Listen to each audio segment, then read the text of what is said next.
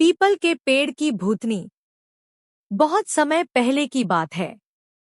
उत्तर भारत के एक छोटे से गांव रामपुर में एक बहुत पुराना पीपल का पेड़ था। वह पेड़ गांव के बाहर था और उसकी जड़ें इतनी गहरी थी मानो जमीन को चीर रही हों।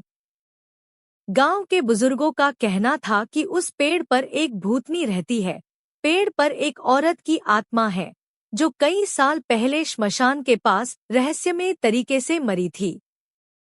उसकी चूड़ियों की आवाज रात को हवा के साथ गूंजती थी और अगर कोई रात को उस पेड़ के नीचे से गुजरता तो वह डर से कांप जाता। किसी ने उसे साफ साफ नहीं देखा था, पर गांव वालों की कहानियों में उसका जिक्र अक्सर होता था। एक रात गांव का एक युवक रमेश, जो इन बातों को मजाक समझता था, दोस्तों से शर्त लगाकर पीपल के पेड़ के नीचे गया। उसने कहा, कोई भूत भूत नहीं होता, सब बुजुर्गों की बनाई बातें हैं। रात के ठीक 12 बजे रमेश ने पेड़ के नीचे बैठकर अपने मोबाइल से वीडियो बनाना शुरू किया। कुछ मिनट तक सब सामान्य था।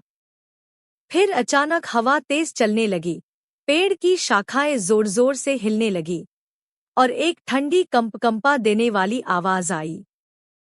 तूने मेरी नींद क्यों तोड़ी? रमेश डर के मारे भागा। उसका मोबाइल वहीं गिर गया। अगले दिन वह बेहोश हालत में खेतों के पास मिला और उसके बाल पूरी तरह सफेद हो चुके थे। वह कुछ बोल नहीं पा रहा था, बस आंखें फाड़कर देखता रहता था। उसके बाद से कोई भी उस पेड़ के पास नहीं जाता।